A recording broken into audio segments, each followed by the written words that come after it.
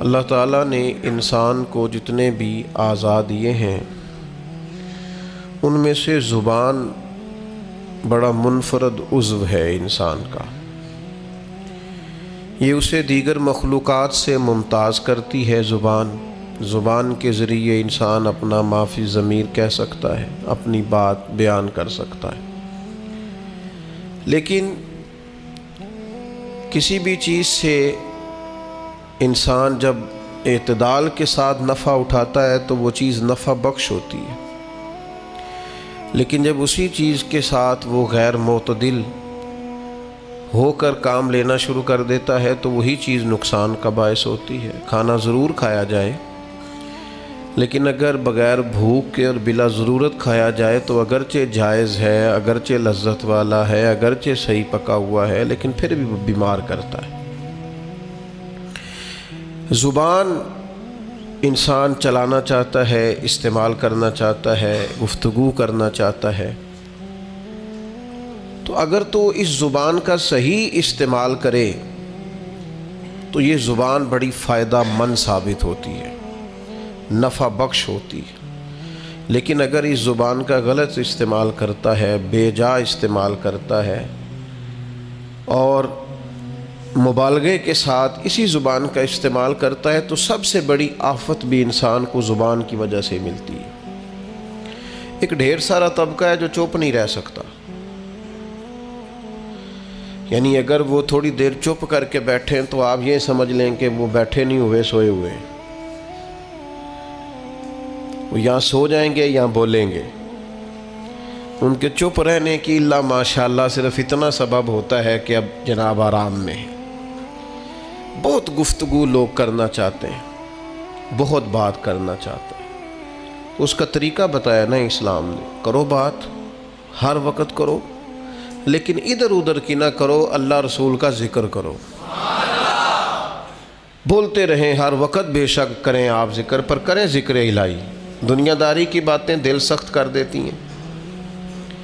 جب آپ دنیا داری کی گفتگو کرتے ہیں تو جھوٹ سرزد ہوتا ہے، اس کے نتائج بڑے خوفناک برآمد ہوتے ہیں۔ تو ہمیں خوبصورت طریقہ بتایا اللہ تعالیٰ نے قرآن مجید میں کہ یا ایھا الذین آمنوا اذکروا اللہ ذکرا کثیرا، اے ایمان والو تم اپنے رب کا ذکر کرو کثرت کے ساتھ۔ کتنا کرو اور اس کی حد کتنی ہو؟ فرمایا وَسَبِّحُوهُ بُكْرَةً وَأَصِيلًا، صبح و شام بس اسی کی پاکی کا بیان کرو۔ صبح ہو، شامیں ہو، راتیں ہوں، دوپہر ہو، سپہر ہو، تم اسی کی یاد میں اپنے آپ کو لگائے رکھو۔ کثرت کے ساتھ اگر کوئی تم نے کام کرنا ہے تو اللہ کی یاد ہے، اس کے نتائج برآمد ہوتے ہیں۔ انسان قلبی اطمینان محسوس کرتا ہے۔ دانشور کہتے ہیں کہ بہت زیادہ باتیں کرنے والا آدمی، بہت زیادہ باتیں کرنے والا خود بھول جاتا ہے کہ بھلا میں نے پہلے اس شخص سے کیا کہا تھا۔ بہت زیادہ باتیں کرنے والے آدمی کا حافظہ کمزور پڑنے لگتا ہے۔ بہت زیادہ گفتگو کرنے والا آدمی اعصابی طور پر تھک جاتا ہے، تھکاوٹ اسے ہونے لگتی ہے۔ لیکن اللہ کا ذکر اور اللہ کی یاد ایک ایسی چیز ہے، آپ مستقل کر کے دیکھ لیں، جتنا کرتے جائیں گے طبیعت میں تازگی آتی جائے گی، اس میں سرور آتا جائے گا، سرور۔ لیکن یہ کہ ذکر کا صرف یہی معنی نہیں ہے کہ آپ نے تسبیح پڑھنی ہے، سبحان اللہ سبحان اللہ سبحان اللہ الحمدللہ، صرف اتنا ہی معنی نہیں ہے، بلکہ صدر الافاضل سید نعیم الدین صاحب مراد آبادی رحمۃ اللہ تعالیٰ علیہ نے ذکر کی 3 قسمیں بیان کی ہیں۔ فرماتے ہیں ایک ذکر ہے ذکر لسانی، کہ تم اپنی زبان سے اللہ کو یاد کرو۔ یہ ذکر لسانی ہے کہ تم نے زبان سے اس کی تسبیح پڑھی، تحمید پڑھی، تکبیر کہی، مختلف اوراد و وظائف پڑھے، تلاوت قرآن مجید کی، پھر دعائیں پڑھیں، سونے کی دعا، اٹھنے کی دعا، کھانا کھانے سے قبل دعا، کھانے کی تکمیل پر دعا، سیڑھیاں چڑھتے وقت اللہ اکبر کہا، نیچے اترتے وقت سبحان اللہ کہا، پانی پیتے وقت بھی تم نے بسم اللہ شریف پڑھی، کوئی بھی خیر کا کام کرتے وقت تم نے اللہ کا ذکر کیا، تو یہ ذکر لسانی ہے۔ یعنی زبان سے ذکر. دوسری قسم ذکر قلبی کی ہے، تمہارا دل ذاکر ہو جائے. یعنی وہ جو ذکر قلبی ہے نا، اس میں شکر بھی شامل ہے. یعنی انسان اپنے اوپر خدا کی نعمتیں دیکھتا جاتا ہے اور اس کا دل اسے عاجزی کی طرف لاتا جاتا ہے، وہ موم بتی کی طرح ڈھلتا جاتا ہے. اس کا دل بار بار اسے کہتا ہے نہیں تھا تو اس قابل جو رب نے تجھے عطا کر دیا. بار بار اس کے دل سے ذکر جاری ہوتا ہے. بار بار اسے احساس ہوتا ہے کہ گر تو یہاں نہ ہوتا تو پھر بتا کہاں ہوتا. بار بار اس کی طبیعت پر یہ بات غالب ہوتی ہے. پھر ذکر قلبی کا ایک معنی یہ بھی ہے کہ انسان تفکر کرتا ہے، غور کرتا ہے. جیسا کہ نبی پاک صلی اللہ تعالیٰ علیہ وسلم نے فرمایا، دنیاوی معاملات میں جب بھی دیکھو اپنے سے نیچے دیکھو. وہ لوگ بھی دیکھو جو تم سے کم سہولیات رکھتے ہیں، تم سے کم سرمایہ رکھتے ہیں، دنیاوی طور پر تم سے پیچھے ہیں. یہ بھی ایک ذکر کی صورت ہے کہ تم جب دیکھو گے ایسے لوگوں کو کہ جو تم سے کمزور زندگی گزار رہے ہیں تو تمہارا دل ذاکر بنے گا، شاکر بنے گا، تمہاری طبیعت میں خیر آئے گی. یہ بھی ذکر قلبی کی ایک صورت ہے. اور پھر ذکر قلبی کی یہ بھی ایک صورت ہے کہ آپ مظاہر قدرت میں غور کریں. اللہ کے پیدا کردہ کائنات میں جو رب نے حسن پیدا کیا ہے، جو کیا شاندار جھیلیں ہیں، پہاڑ ہیں، وادیاں ہیں، ندیاں ہیں، بندہ دیکھتا جائے اور اللہ کی قدرت میں کھوتا چلا جائے. محو یہ بھی ذکر قلبی کی ایک کیفیت ہے کہ وہ محو ہوتا جائے. اس کا دل کہے کیا بات ہے، مالک نے جو بنایا ہے خوب ہی بنایا ہے. محو ہوتا جائے، قرآن مجید کی آیات میں غور کرے، اس کے نئے سے نئے مفاہیم پر توجہ کرے، نیا سے نیا ذائقہ اسے نصیب ہو. یہ ذکر قلبی کی کیفیات ہے. پھر وہ مراقبہ کرے، وہ دیکھے کہ یار کتنے میرے جرم ایسے تھے، کتنی میری خطائیں ایسی تھیں جن پر پکڑ ہو سکتی تھی، لیکن وہ کتنا مہربان ہے، اس نے درگزر بھی کیا، پردہ بھی رکھا، رحمت بھی فرمائی. ایک گناہ میرا ماں پیو ویکھے تو دیوے دیس نکالا، تے لکھ گناہ میرا مولا ویکھے پردے پاون والا. یہ بھی ذکر قلبی کی ایک کیفیت ہے، یہ بھی ایک صورت ہے اس کی. تو یاد رکھ لیے گا اور اس کو سمجھ لیجئے گا کہ ذکر ایک تو ذکر لسانی ہے، پھر ذکر قلبی ہے کہ آپ کا دل ذاکر ہو جائے. اور صوفیاء کہتے ہیں کہ یہ جو ذکر خفی ہم کراتے ہیں نا، کہ تھوڑا سا گردن جھکا کے دل پر توجہ کرو، یہ دھڑک نہیں رہا، یہ تو اللہ اللہ اللہ اللہ کر رہا ہے. اس پر غور تو کرو، یہ ہے تمہارے پاس پر یاد کسی اور کو کرتا ہے. یہ سینے میں تمہارے دھڑکتا ہے پر نام کسی اور کا لیتا ہے.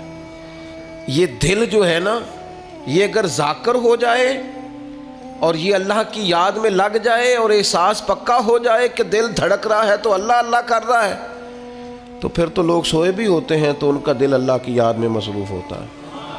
پھر حضرت سلطان صاحب رحمۃ اللہ علیہ فرماتے ہیں، جو دم غافل سوئی دم کافر، سانو مرشد ہو پڑھایا ہو، نفی اسبات دا پانی ملیا تے ہر رگے ہر. یہ نفی اسبات کیا ہے؟ لا الہ نفی ہے، اللہ کے سوا کوئی معبود، یہ نفی ہے. الا اللہ اسبات ہے کہ اللہ ہے. لا الہ اللہ کے سوا کوئی، یہ نفی ہے. الا اللہ اسبات ہے. تو کہتے ہیں کہ نفی اسبات دا پانی ملیا، یعنی لا الہ الا اللہ کی ضربیں لگائیں تے ہر رگے ہر جائی ہو، پھر اندر بوٹی مشک مچایا، میری جان پھلاں تے آئی ہو. پھلاں تے یعنی اب میرا وجود اتنا ہلکا پھلکا ہو گیا ذکر کرتے کرتے کہ پھولوں کی طرح ہو گیا. نفی اسبات دا پانی ملیا تے ہر رگے ہر جائی ہوں تے اندر بوٹی مشک مچایا جہاں پھلاں تے. تو پھر کہتے ہیں مجھے پھر یاد آیا کہ میں تو یہاں آ ہی نہیں سکتا تھا, چھوڑ کون گیا ہے؟ یہ ذکر پہ مجھے لگایا کس نے ہے؟ یہ میری توجہ کس نے کرائی ہے؟ کہتے ہیں جب میں پوری طرح پھول بن گیا تو پھر مجھے وہ موسن یاد آیا جس کی برکت سے میں یہاں آیا تھا. پھر بول کے کہنے لگے جیوے مرشد کامل باہو جس اے بوٹی لائی ہو. وہ جیتا رہے, اللہ تعالیٰ اس کو آباد رکھے. الہی تا ابد آستانہ یار رہے, آسرا ہے غریبوں کا برقرار رہے. پھر دعائیں نکلنے لگ گئیں. جیوے مرشد کامل باہو جس اے بوٹی لائی. تو ذکر قلبی. پھر تیسری قسم ہے ذکر بالجوارے, اعضاء کے ساتھ ذکر کرنا, یعنی اپنے وجود کو اطاعت الہی میں لگانا. جو کام اللہ کی نافرمانی کے ہیں وہ چھوڑ دینا, جو فرما برداری کے ہیں وہ کرنا. یہ بھی ذکر کی ایک قسم ہے کہ آپ اللہ یعنی رزق حلال کمانے پہ آپ لگے ہوئے ہیں, حرام سے بچ رہے ہیں. تو یہ جو آپ حلال اور طیب کمانے پہ لگے ہیں یہ بھی آپ اللہ کی یاد میں لگے ہوئے ہیں. اس پر حدیث میں دلیل بھی موجود ہے کہ نبی کریم صلی اللہ تعالیٰ علیہ وسلم نے فرمایا جو انسان رزق حلال کی تلاش میں ہے وہ بھی راہ خدا میں. تو یہ تیسری قسم ہے کہ آپ اللہ کی اطاعت میں لگے ہوئے ہوں.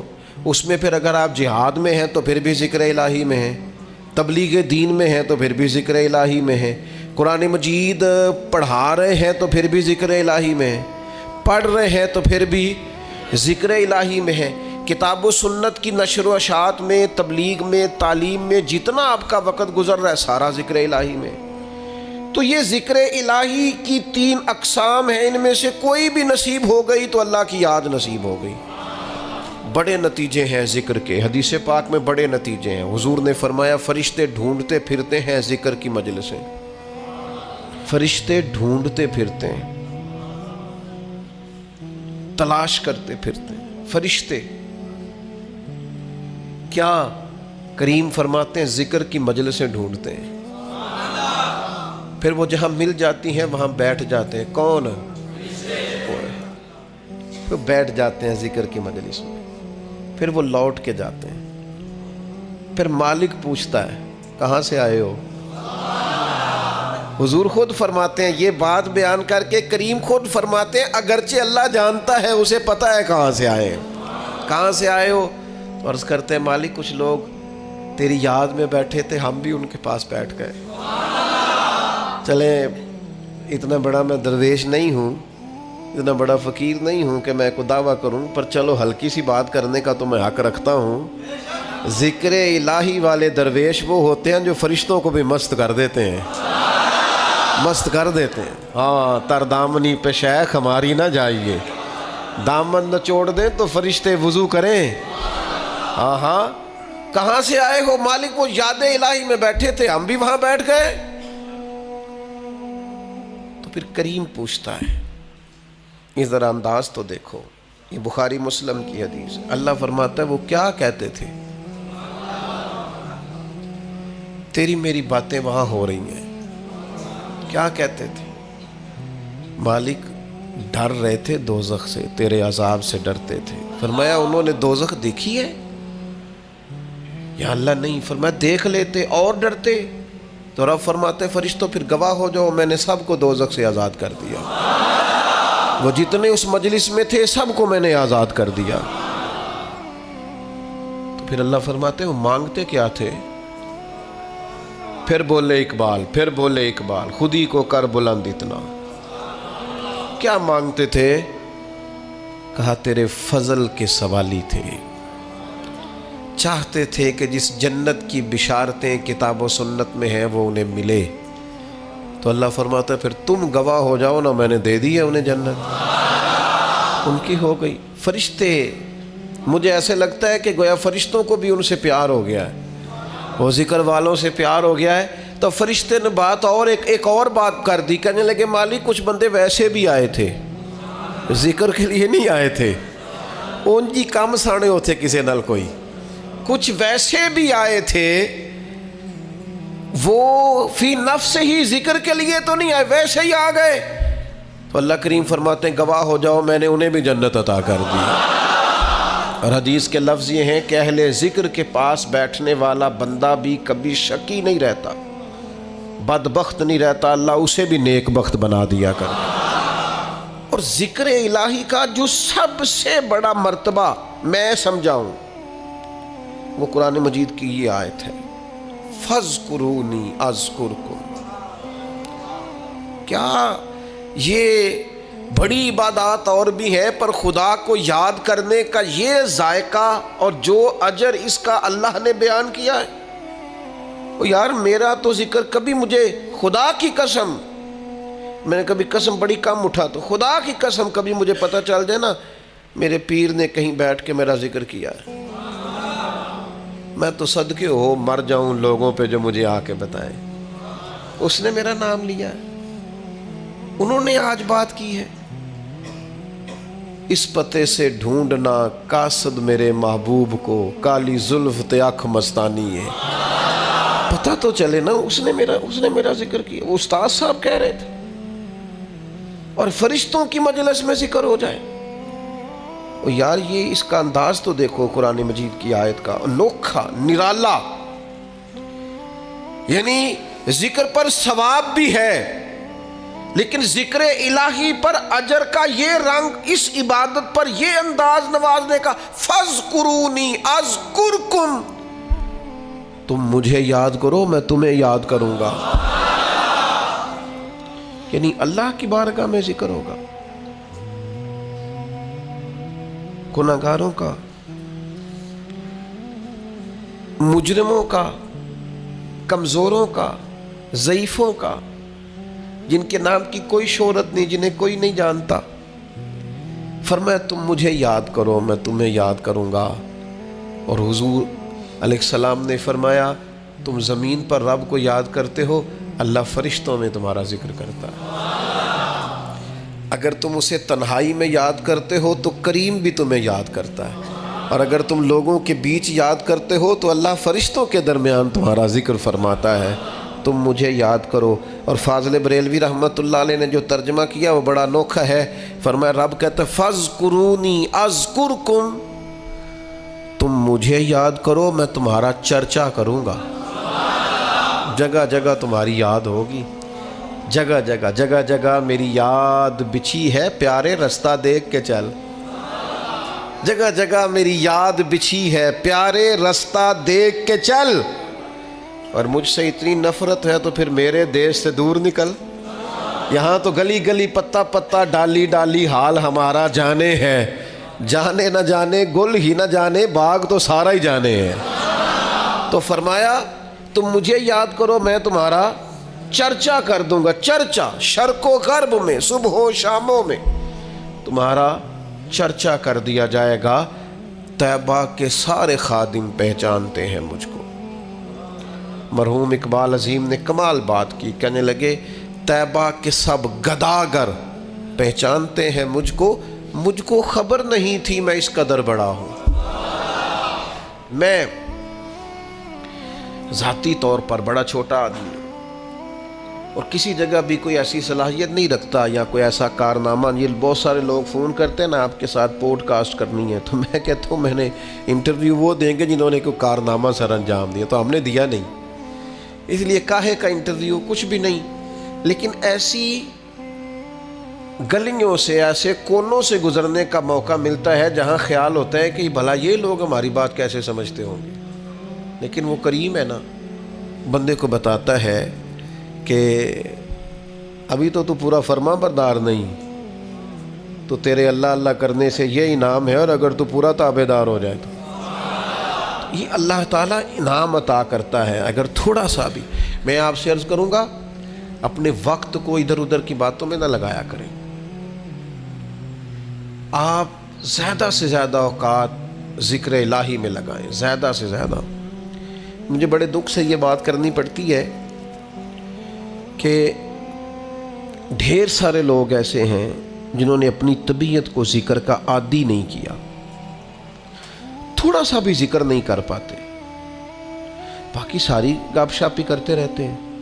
تو اپنے آپ کو اس کا عادی بنائیں.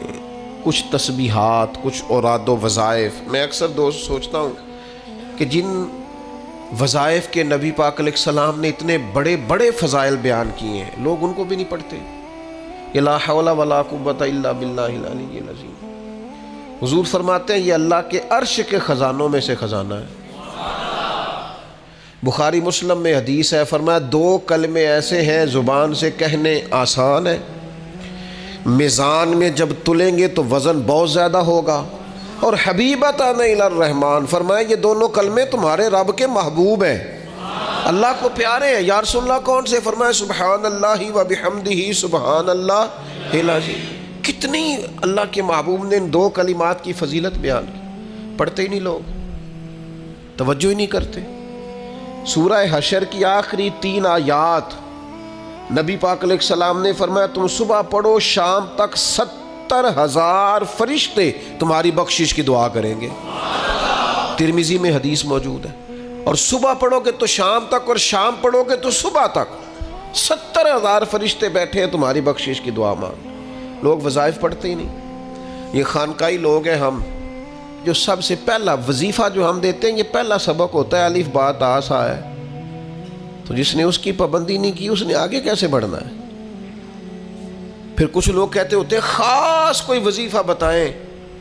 تو میں کہتا ہوں سب سے خاص وظیفہ کلمہ شریف کا ذکر ہے، کیونکہ حضور نے فرمایا افضل الذکر لا الہ الا اللہ. یہ سب سے افضل ترین ذکر ہے جو اللہ کو پسند ہے. تو اب اذکار کریں، کچھ وقت بیٹھیں. مسنون ذکر، یہ تسبیح فاطمہ جو پڑھی جاتی ہے نماز کے بعد 33 بار سبحان اللہ، اور وہ بھی برسبیل تذکرہ اذکار دو ذرا صحیح پڑھی جائے. بعض لوگ تو ایسے مجھے تو نہیں سمجھ آتی کیسے وہ پڑھ لیتے ہیں 33 بار سبحان اللہ سبحان اللہ سبحان اللہ. کچھ تھوڑا سا آپ وقت دیں اس کو. کوئی 33 بار کہنا کوئی مشکل کام ہے؟ الحمدللہ الحمدللہ، تھوڑا تھوڑا آپ ٹائم دیں اس کو. اللہ اکبر کہیں، ذرا تھوڑا رکیں. 33 بار کوئی مشکل کام ہے؟ اور فضیلت اس کی اتنی ہے کہ فرمایا اگر کسی کے گناہ سمندر کی جھاگ کے برابر بھی ہوں تو یہ تسبیح پڑھنے والے کہ اللہ گناہوں کو معاف فرما دیتا ہے. تو مسنون اذکار جتنے بھی ہیں، اور ہمارے تو شجرے میں جتنے ذکر لکھے ہیں نا ہمارے بزرگوں نے، وہ سارے وہی ہیں جو حدیث پاک میں موجود ہیں. سارے حدیث پاک والے وظائف اعلیٰ حضرت بریلوی رحمۃ اللہ علیہ کے ایک ایک پر ہم حوالہ پیش کر سکتے ہیں جو ہم شجرے میں دیتے ہیں. تمام احادیث میں توجہ نہیں کرتے آبا. میں آپ سے گزارش کروں گا بہت ساری باتیں ادھر ادھر کی کرنے کی بجائے کچھ وقت اذکار کے لیے لگائیں. لطف آئے گا آپ کو اگر آپ اذکار کریں گے، آپ چیزوں کو پڑھیں گے، آپ اس پر غور کریں گے، آپ کو ذائقہ نصیب ہوگا. تو اپنی طبیعت کو ذکر الہی کی طرف مائل کریں. اللہ تبارک و تعالی ہمیں سمجھنے کی توفیق عطا فرمائے. تبارک و تعالی نے انسان کو بہت ساری چیزیں اپنے وقت پر کرنے کا حکم ارشاد فرمایا. نماز کے بارے میں فرمایا کہ یہ کتاب موقوتہ ہے، تم پر مقررہ وقت پر فرض ہے. ہمارے لیے حکم یہ ہے، نصیحت یہ ہے کہ ہم جلدی جلدی خیر کے کام اپنے وقت پر کر لیں اور نیکیوں کی طرف دوڑیں. ارشاد فرمایا قرآن مجید نے کہ فاستبقوا الخیرات، نیکیوں میں ایک دوسرے سے سبقت لے جاؤ، آگے بڑھ جاؤ، وقت پر نیکی کر لو. ویسے اسلام عجلت سے منع کرتا ہے، جلد بازی سے منع کرتا ہے. فرمایا نماز کے لیے بھی دوڑ کے نہ آؤ، اطمینان سے آؤ. یہ فاستبقوا الخیرات کا کیا معنی ہے؟ قرآن مجید نے کہا دوڑ دوڑ کے نیکی کرو، ایک دوسرے سے آگے بڑھو. اس کا مطلب یہ ہے کہ خیر کے کاموں میں ٹال مٹول سے کام نہ لو. کل کرتے ہیں، پرسوں کرتے ہیں، دیکھ لیتے ہیں، انشاءاللہ ہو جائے گا. وقت پر کر لو سارے خیر کے کام، اور دوڑ دوڑ کے کر لو، اور ایک دوسرے سے آگے بڑھ کے کر لو. دنیا میں سب سے زیادہ کامیاب وہ لوگ ہوتے ہیں جو معاملات کو وقت پر سر انجام دیتے ہیں. جو وقت کو نہیں پہچانتے، وقت کی رفتار کو نہیں پہچانتے، وقت کے تقاضوں کو نہیں پہچانتے، وقت کی آواز کو نہیں سمجھتے، پیچھے رہ جاتے۔ ایک وہ وقت ہوتا ہے کہ ماں اپنے بچے کو چند گھڑیوں کے لیے بھی اپنے سے جدا نہیں کرتی، وہ ایک منٹ کے لیے بھی اسے گھر سے باہر نہیں نکلنے دیتی، وہ شور مچاتی ہے، بچہ کدھر گیا، ابھی تو وہ چل بھی نہیں سکتا۔ پھر وہی ماں ہوتی ہے جو اس بچے کو تیار کر کے، کپڑے چینج کرا کے، ٹفن تیار کر کے، بیگ تیار کر کے اسے 6 گھنٹے کے لیے اپنے سے جدا کرتی۔ اب اگر وہ بچہ یہ کہے کہ اماں یہ تو کیا کر رہی ہے، تو ایک لمحے کے لیے مجھے اپنے آپ سے جدا نہیں کرتی تھی، تو وہ ماں اسے کہے گی کہ وہ جو جدا نہیں کرتی تھی وہ بھی میرا پیار تھا، اور یہ جو جدا کر رہی ہوں یہ بھی میرا پیار ہے۔ اس کو سمجھیں آپ، کیونکہ اب اگر میں تجھے یہاں سے جدا نہیں کروں گی اور اسکول یا مدرسے میں یا تعلیمی ادارے میں نہیں بھیجوں گی، تیرا مستقبل خراب ہوگا۔ لہذا یہ ماں اگر کہے کہ مجھے بڑی محبت ہے، میں اسے پڑھنے نہیں بھیجوں گی، تو وہ وقت کو ضائع کر کے اس کا نقصان کرے گی۔ پھر ایک ٹائم ایسا آتا ہے کہ جب وہی ماں محسوس کرتی ہے کہ بچے کا یہاں مستقبل نہیں بن رہا اور ماحول کچھ ایسا بن گیا ہے کہ یہاں اس کے لیے اسباب نہیں بن رہے، اس کا ملک سے باہر جانا ہی زیادہ ضروری ہے، وہی ماں ہے جو ایک دن کے لیے بھی برداشت نہیں کرتی تھی۔ پھر وہ ماں دعائیں کراتی ہے، دعا کریں اس کا کوئی سبب لگ جائے، یہ جائے۔ پھر وہ اسے کئی سالوں کے لیے اپنے سے جدا، وہ بھی وقت ہے، یہ بھی وقت ہے، آنے والا بھی وقت ہے۔ ہر کام اپنے وقت پر اچھا لگتا ہے اور وقت پر اسے کرنا چاہیے۔ جو لوگ وقت کی رفتار کو نہیں سمجھتے اور پیچھے رہ جاتے ہیں، ٹال مٹول کرتے ہیں، کل پرسوں ترسوں، ابھی نہیں، ٹھہر کے، پیچھے رہ جاتے ہیں۔ آپ چیزوں کو سمجھیں، جو جس چیز کا وقت ہے اسے اس وقت پر کر گزریں، ورنہ چیزیں آپ کے ہاتھ سے گزر جائیں گی۔ آپ محسوس کریں گے کہ بہت سارے معاملات میرے ہاتھ میں نہیں رہے۔ وقت ہی ہوتا ہے، جوانی ایک وقت ہے، اس سے کام لینا چاہیے، اس کو بہت سخت مصروف رکھنا چاہیے۔ جو لوگ جوانی لیٹ کے گزار دیتے ہیں ان کا مستقبل بھی لیٹ جاتا ہے۔ جو لوگ چل رہے ہوتے ہیں، جوانی میں سفر کر رہے ہوتے ہیں، وہ منزلیں طے کر رہے ہوتے ہیں، وہ دشوار گزار گھاٹیوں سے گزر رہے ہوتے ہیں۔ وقت تھا، آپ ڈھیر سارا کام کر لیتے۔ پھر ایک ٹائم آئے گا جب آپ کو پینشن پہ گزارا کرنا ہے، ریٹائرمنٹ کی زندگی گزارنی ہے، پر ریٹائرمنٹ اسے ملے گی جو سروس کرے گا۔ جو سروس ہی نہ کرے، وہ ریٹائرمنٹ مانگے تو اس کا کوئی معنی نہیں ہے۔ عزیز دوست، وقت کی رفتار کو آپ سمجھیں۔ بہت سارے لوگ ایسے ہوتے ہیں جو وقت شناس نہیں ہوتے۔ بندے کو ابن الوقت نہیں ہونا چاہیے، لیکن اسے وقت شناس تو ہونا چاہیے نا۔ اقبال کہتے ہیں کہ یہ جملہ لکھ دیا کسی شوخ نے محراب مسجد پر، کہتے ہیں وقت تھا جہاد کا، وقت تھا میدان میں نکل کے دین کا کام کرنے کا، اور ایک صوفی صاحب نفل پڑھ رہے تھے اندر۔ وقت تھا میدان کا اور یہ تھا مسجد میں۔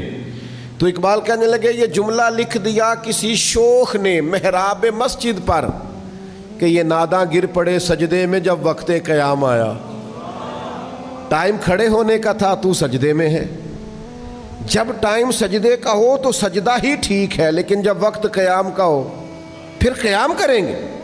تو وقت کی رفتار جو لوگ نہیں سمجھتے، جنہوں نے تقاضے نہیں سمجھے، جنہوں نے غور نہیں کیا، جنہوں نے بات کو سمجھا نہیں، مجھ سے ناراض نہ ہونا، بہت سارے لوگوں کے بچے اس لیے پاؤں پہ کھڑے نہیں ہوتے کہ انہیں وقت پر محنت کی عادت نہیں ڈالی جاتی۔ اماں ہی نہیں، ابا بھی لاڈ دیکھتا رہتا ہے، تو بے وقت لاڈ دیکھنا بھی آپ ظلم کر رہے ہیں۔ وہ بھی ایک وقت ہوتا ہے، اس وقت پر آپ ان کے لاڈ دیکھیں۔ پھر ایک ٹائم ہے درے کا، پھر آپ درہ اٹھائیں، پھر آپ ہمت کا مظاہرہ کریں، پھر آپ کے چہرے پر ناراضگی بھی آنی چاہیے جب بچہ وقت پر تعلیم نہ لے، وقت پر محنت نہ کرے۔ ساری چیزوں کو سمجھیں۔ اب اس کے نکاح کا وقت ہے تو لے تو لا اللہ نہ کریں۔ حضور نے فرمایا اگر بچے کے شادی کا وقت آ گیا تھا اور باپ کرنے پر قادر تھا اس نے کی نہیں، اور بچہ اگر گناہ میں مبتلا ہو گیا تو اس کا باپ بھی جرم میں شریک ہوگا۔ تیرے پاس وسائل تھے، تو کر سکتا تھا، کیوں تو انتظار کرتا رہا؟ کیا وجہ تھی؟ وقت کی رفتار کو سمجھیں، وقت کا پہیہ تیز دوڑ رہا ہے، آپ وقت کے تقاضوں کو سمجھیں۔ میرے رسول کریم صلی اللہ تعالی علیہ وسلم نے نا ہمیشہ فیصلے وقت پر فرمائے۔ کریم محبوب یوں نزاکت وقت کی سمجھتے تھے، معاملات کو حضور اس باریکی سے سمجھتے تھے، اس تناظر میں حضور دیکھتے تھے۔ نبی پاک نے کربلا کا نقشہ تو سارا نہیں بتایا واضح کر کے، اگرچہ اشارے سارے ہی فرما دیے، پر یہ حضور نے بتلا دیا کہ میری اہل بیت کا دامن تھام کے رکھنا، گمراہی قریب نہیں آئے گی۔ یہ ذرا سرکار نے وقت پر بتا دیا۔ اب وہ چیزیں واضح ہو گئیں کہ حق تو ادھر ہوگا جدھر حضور کی اولاد پاک ہوگی۔ وقت پر اس بات کو کھول دیا تاکہ اگر آنے والے وقت میں کوئی شخص کسی بحث میں بھی الجھے تو اسے پتا چلے کہ حق کدھر ہوتا ہے۔ آپ جب تک وقت پہ رہنمائی نہیں کرتے، ٹائم پر آپ نہیں بتاتے چیزوں کو، تو معاملات بھی درست نہیں ہوتے۔ لیکن ہمارا یہ مزاج ہو گیا ہے، ہم بیٹھے رہتے ہیں، ہم انتظار کرتے رہتے ہیں، ٹال مٹول کرتے رہتے ہیں۔ دنیا میں سب سے زیادہ نادان وہ لوگ ہوتے ہیں جو جن کا مزاج ہوتا ہے انشاءاللہ ہو جائے گا، انشاءاللہ جب اللہ چاہے گا۔ او خدا کے بندے، اٹھ باندھ کمر کیوں ڈرتا ہے؟ پھر دیکھ خدا کیا کرتا ہے۔ تو ہمت تو کر، تو نے ہمت ہی چھوڑ دی، تو نے جو ہے وہ ترک کر دیا وقت کے تناظر کو سمجھنا۔ حالات کے مطابق اپنے آپ کو ڈھالیں، ماحول کو سمجھیں، وقت کی رفتار کو آپ محسوس کریں اور آپ دیکھیں حالات۔ میں دوستوں سے، بچوں سے کہتا ہوں، تقابل ادیان پڑھا کرو، عیسائی مذہب کا مطالعہ کرو، تم بدھ مت کا مطالعہ کرو، وہ کیا کہتے ہیں۔ یہ میں دینی طالب علموں سے کہہ رہا ہوں، جن کا اپنا دینی مطالعہ مضبوط ہے، جن کا اپنا بھی دین کا مطالعہ مضبوط نہیں، ان کو یہ نہیں کرنا چاہیے پہلے کہ قرآن حدیث صحیح پڑھ لیں پھر باقی مذاہب کو پڑھیں۔ میں کہتا ہوں آپ نے قرآن حدیث پڑھا، اب آپ باقی مذاہب کا مطالعہ کریں۔ کیوں؟ دنیا گلوبل ویلج بن گئی ہے، آپ کی مٹھی میں ہے۔ اب کافر بھی اعتراض کر رہا ہے آپ پر، اب بدھ مت بھی اعتراض کر رہا ہے، اب عیسائی بھی اعتراض کر رہا ہے، یہودی بھی اپنی بات کر رہا ہے، ہر آدمی کے ہاتھ میں میڈیا ہے۔ اب آپ کا ذہن اتنا وسیع ہونا چاہیے کہ جو کسی نے سوال بعد میں کرنا ہے آپ کا جواب پہلے سے تیار ہو۔ لیکن اگر ابھی تک آپ اسی چکر میں ہیں، جو ہمارے یہاں مزاج ہے نا، بس ٹھیک ہے، قوالوں کو مضبوط کرو، نعت خوانوں کو مضبوط کرو، ان کو مالی طور پر طاقتور کر دو، وہ کوٹھیاں بنائیں، وہ کاریں خریدیں، وہ بنگلے بنائیں۔ علم کی آپ مسندیں تیار ہی نہ کریں، آپ غور ہی نہ کریں کہ آنے والے وقت میں مجھے بتائیے اسلام پر کوئی اعتراض کرے گا تو آپ کا قوال جواب دے گا، نعت خواں دے گا، کون دے گا؟ تو عالم کے لیے تو تیاری نہیں ہے۔ آپ مدارس گن لیں کس علاقے میں کتنے اور تعداد کتنی ہے۔ آپ جب سپاہی نہیں تیار کر رہے تو کیسے آپ وقت کی رفتار کو سمجھ ہی نہیں پا رہے؟ نبی رحمت نور مجسم صلی اللہ تعالی علیہ وآلہ وسلم نے پتہ ہے وقت پر تیاری کرائی جناب صدیق اکبر کی۔ حضور نے تیار کر کے رکھا حضرت فاروق اعظم کو، تیار تھے حضرت عثمان غنی، مولا علی، حضرت زبیر بن عوام، حضرت طلحہ بن عبید اللہ، حضرت مقداد، حضرت سلمان فارسی، ایک ایک مجاہد، ایک ایک غازی، حضرت ابو ہریرہ، سید عائشہ جیسے محدثین، حضرت عبداللہ ابن مسعود، حضرت ابی بن کعب جیسے قرآن پاک کو سمجھنے والے۔ ہر شعبے میں میرے نبی کریم علیہ السلام نے وقت پر ہزاروں سینکڑوں لوگ تیار کیے، اور پھر تیار کر کے سجا کے سوار کے بنا کے کہا الصحابی کالنجوم، یہ میں نے ستارے بنا دیے ہیں، جس کی روشنی میں بھی چلو گے اللہ تمہیں منزل عطا فرما دے گا۔ ہم وہ تیاری نہیں کر رہے، ہم وہ غور ہی نہیں کر رہے، ہماری فکری توانائیاں ہی اس طرح کی نہیں ہیں۔ تو اچھی طرح سمجھ لیں، وقت کی رفتار کو سمجھیں، وقت پر فیصلے کریں، وقت پر۔ ہو سکتا ہے درجنوں دفعہ آپ کو ڈاکٹر نے کہا ہو یا آپ کے سامنے کسی کو کہا ہو کہ اگر آپ ٹائم پہ آ جاتے ہیں تو شاید یہ مرض اس کا مطلب ہے ٹائم کی بڑی اہمیت ہے، وقت کی بڑی. جو لوگ ٹائم، میں چھوٹا سا آدمی ہوں، بہت ساری ترجیحات ہیں آپ طے کر سکتے ہیں. مجھے دعوت دینے والوں کا اچھا ذوق ہوتا ہے، پیار سے بلاتے ہیں، پیار کرتے ہیں، لیکن مجھے پتہ ہے کہ اصل ترجیح کیا ہے. اصل یہ میں کچھ عرصہ بیمار رہا تو اس لیے زیادہ میں ذہنی طور پر تناؤ کا شکار نہیں تھا کہ یار کوئی مسئلہ نہیں، اللہ کا فضل ہے. درجنوں بیسیوں بچے اللہ کے فضل سے تیار ہیں. جہاں میں نہیں جا سکتا وہاں کہیں کوئی چلا جاتا ہے، کہیں کوئی چلا جاتا ہے. سدا ہی بہار رکھیں اس باغے تے کدے خزانہ آوے، ہون فیض ہزاراں تائیں تے ہر بھکھا. وہ مجھے آ کے دوست کہتے ہیں وہ آپ کے ادارے کا بچہ گیا تھا تو باہر سے ہم سمجھے آپ ہی ہیں، اندر جا کے پتہ چلا کہ یہ تو وہ نہیں ہے، تیری تصویر میں وہ رنگ بھرے ہیں میں نے. لوگ دیکھیں گے تجھے پر پہچانیں گے مجھے. یہ ہوتا ہے نا میرے عزیز. آپ وقت پر چیزوں کو سمجھیں، غور کریں، آپ کو ڈھونڈنا نہ پڑے. مجھے کچھ دوست کہتے ہیں فلانی مسجد میں نماز پڑھانے کے لیے امام نہیں ملتا. میں کہ سانو تو ہو سکتا ہے پرچیاں پانیاں پہن، امام زیادہ ہے مصلی ایک. تو آپ زندگی میں وقت پر چیزوں کو پہچانیں گے تو معاملات بہتر ہوں گے. اگر وقت پر نہیں پہچانیں گے تو چیزیں بہتر. جلدی سے کر لیں خیر کے کام. نبی پاک علیہ السلام نے ہماری توجہ دلائی. حضور فرمانے لگے فتنوں سے پہلے پہلے نیکی کر لو، ورنہ وہ وقت آنے والا ہے کہ تمہاری چھتوں پر فتنے اس طرح گریں گے جس طرح رات کے ٹکڑے گرتے ہیں. حضور فرمانے لگے حالت یہ ہوگی کہ بندہ صبح مومن ہوگا شام کو کافر ہو جائے گا، شام مومن ہوگا صبح کافر ہو جائے گا. بخاری میں موجود. اور فرمایا لوگ دنیا کے بدلے دین بیچ دیں گے. جلدی جلدی نیک اعمال کر لو، وقت کو سمجھ لو، جلدی سے خیر کٹھی کر لو. جوانی ہے تو زیادہ کام کر لو، ہمت ہے تو زیادہ کام کر لو، صحت ہے تو زیادہ کام کر لو، توفیق ہے تو زیادہ کام کر لو، لیکن ٹال مٹول نہ کریں، وقت کو ضائع نہ کریں. آپ کل پرسوں حضرت عمر بن عبدالعزیز رحمۃ اللہ تعالیٰ علیہ کا خادم کہنے لگا حضور آپ کی صحت ٹھیک نہیں، یہ کام کل نہ کر لیں. تو آپ فرمانے لگے بیٹا تیری بات تو ٹھیک ہے پر جو کام کل کرنے ہیں وہ پھر کب کریں گے؟ آج والے تو کل کر لیں گے تو جو کل والے ہیں. فرمایا پھر تو کل والے پرسوں پہ چلے جائیں گے تو میں ایک دن ہر چیز کو لیٹ نہیں کر سکتا. وقت کی رفتار کو سمجھو میرے بھائی. آپ غور فرما لیں. بہت سارے لوگ تھے جنہوں نے دین کا کام کیا جدید تقاضوں کے مطابق، وہ آگے نکل گئے، اور جو وہی اسی روایتی ماحول کے اندر رہ گئے وہ ختم ہو گئے. آپ کو تقاضے سمجھنے، حالات سمجھنے. کچھ لوگ کہتے نہیں جی نہیں آپ جدید ہو گئے ہیں، آپ کے مزاج میں جدت آ گئی ہے، فلاں کام آپ نے بڑا جدید کر لیا ہے، فلاں عنصر بڑا نوکھا ہے آپ کے ہاں. تو میں کہا کرتا ہوں حضور کے زمانے میں تلواروں سے جہاد ہوتا تھا. وقت بدلا کہ نہیں؟ اب لوگوں نے ایٹم بم بنا لیا، بم آتا ہے اس کے ساتھ بندہ آتا ہی نہیں، وہ تباہی مچا کے چلا جاتا ہے. تو مجھے بتائیے اب اگر کوئی بندہ کہے کہ یہ تو ثابت ہی نہیں حضور سے، میں تو تلوار سے جہاد کروں گا، تو آپ اس کی بات کو تسلیم کریں گے؟ وہ کہ جی حدیث میں تو تلوار لکھی ہے، تو آپ اسے کہیں گے وہ بات بالکل ٹھیک ہے، اس تلوار کا ہی ترجمہ آج کل بندوق ہے، اسی کا ترجمہ آج کل یہ ہے. آپ بعض لوگ ایسے ہوتے ہیں جو سطحی باتوں میں وہ جی بزرگ ہمارے یوں کہتے تھے. بھئی بزرگوں کی ہر خیر والی بات کو آپ سمجھیں، لیکن ہم نے بزرگوں کو دیکھا ہے جو پیدل حج کرنے جاتے تھے، پھر گھوڑوں پہ جاتے تھے، پھر گاڑیوں پہ جاتے، پھر جہاز آیا ہے.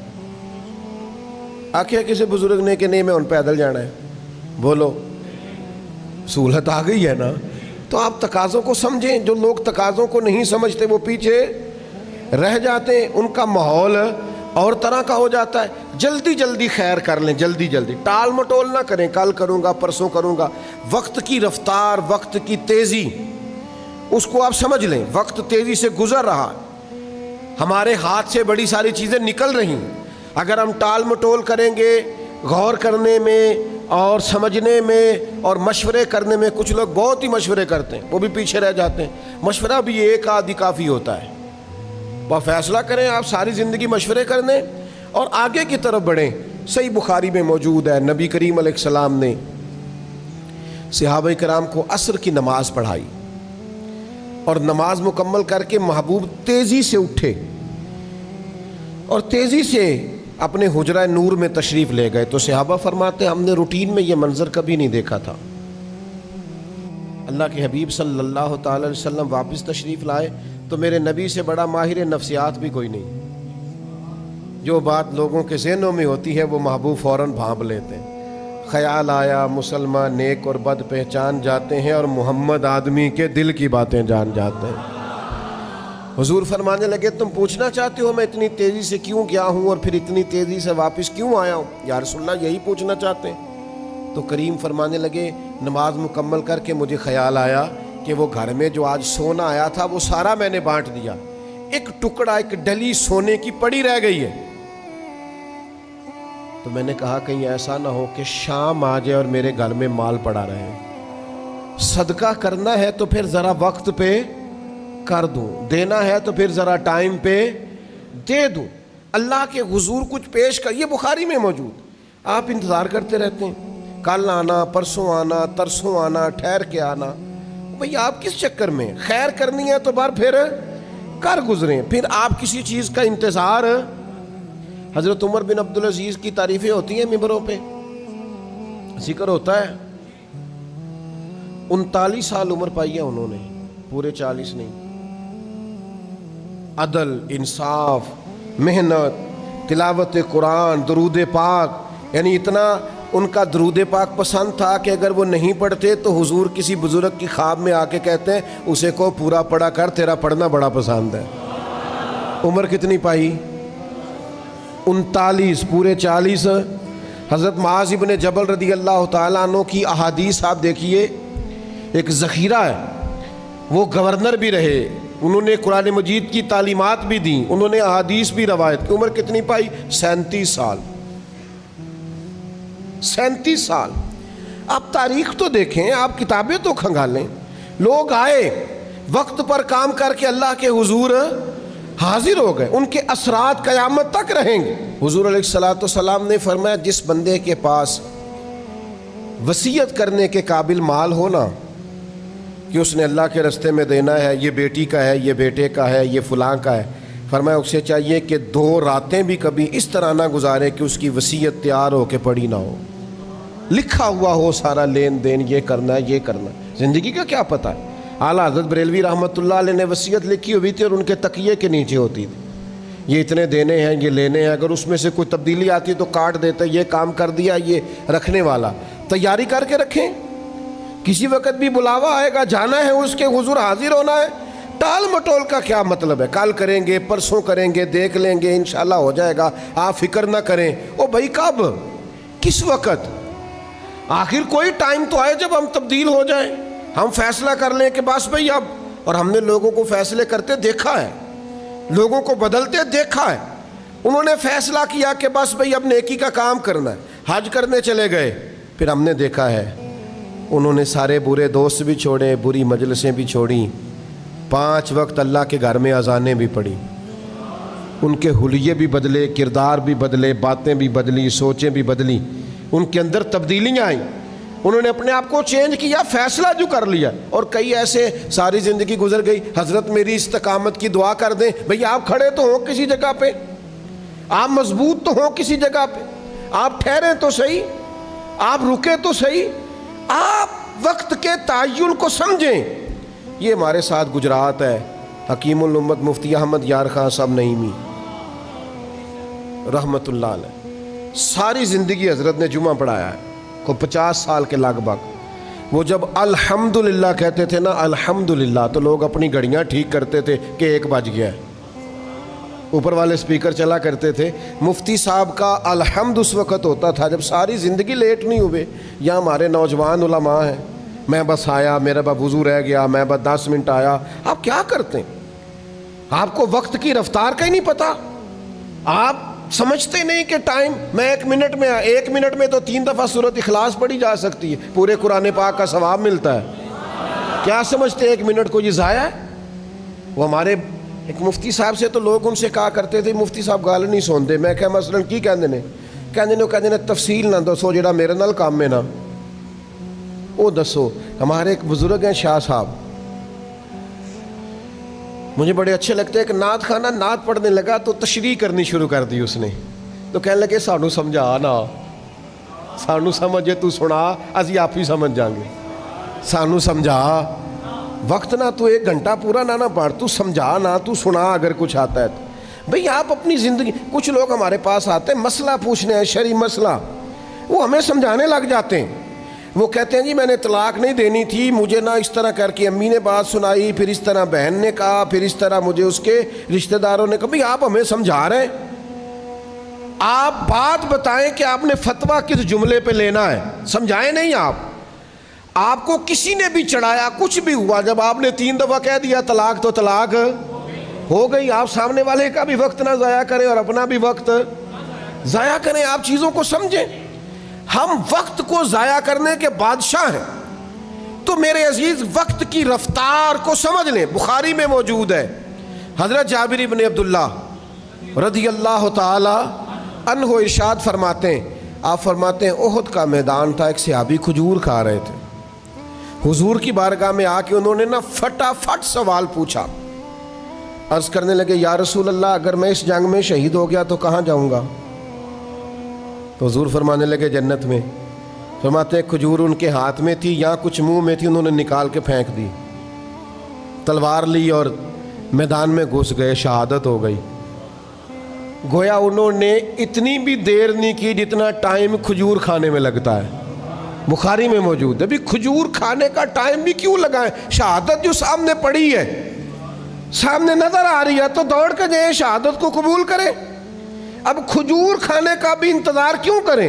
لیکن یہاں حال یہ ہے کہ حضرت داغ جہاں بیٹھ گئے وہیں بیٹھ گئے۔ چلو اپنی بولی جی شعر کہہ لینے، مثال دے لینے، جنہیں لائی گلی او بھائی تو ذرا ٹھہر جا، تو وقت کے تناظر کو سمجھ، حالات کے تیور کو دیکھ۔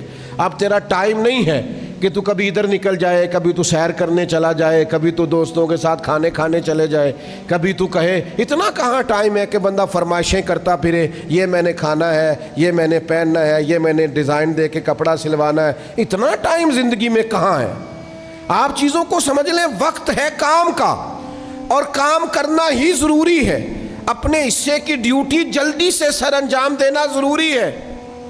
63 سال عمر پائی ہے میرے نبی کریم نے ظاہری، اور 40 سال کی عمر میں محبوب نے اعلان نبوت کیا ہے۔ 23 سال صرف حضور نے دین کا کام کیا۔ کتنا؟ یہاں میری طرح کے لوگ کہہ رہے ہوتے ہیں مجھے 25 سال ہو گئے واز کہتے ہوئے، 40 سال ہو گئے۔ 23 سال میرے محبوب نے دین کا کام کیا ہے، اور اس طرح کر کے محبوب نے دین کا جھنڈا لہرایا ہے کہ پوری دنیا میں عقیدہ توحید کے علم کو بلندی عطا فرما دی۔ 10 لاکھ مربع میل پہ حکومت تھی اسلام کی جب سرکار نے وصال ظاہری فرمایا، اور معمولی سا نقصان جنگوں میں ہوا، صرف 14 صحابہ شہید ہوئے تھے بدر میں، کوئی لمبے چوڑے نقصانات نہیں۔ آپ ہر وقت کام کا مزاج بنائیں، ہر وقت ڈیوٹی کی طبیعت بنائیں۔ سارا دن محبوب تبلیغ کرتے، سارا دن کافروں منافقوں کی سازشیں ہوتی، جنگوں کی تیاری ہوتی، حضور لوگوں کو روانہ کر رہے ہیں، جہاد کے لیے بھیج رہے ہیں، اور پھر 11 ازواج مطہرات ہیں کاشانہ نور میں، 4 بیٹیاں ہیں، ان کی اولادیں، صحابہ کی تربیت ہے، اتنے سارے مصروفیت کے کام میرے کریم کرتے۔ سیدہ عائشہ صدیقہ فرماتی ہیں زمانہ سو جاتا اور مدینے والے محبوب تھوڑی دیر بستر میں آرام کرتے، پھر اٹھ کے مصلی بچھا لیتے، اور اتنی دیر تک نماز پڑھتے کہ مقدس قدموں میں نے ورم دیکھے۔ ہم کہاں ہیں؟ 2 گھنٹے موبائل، 4 گھنٹے کے کھانے، بازاروں میں گھوم کے لباس پسند کرنا۔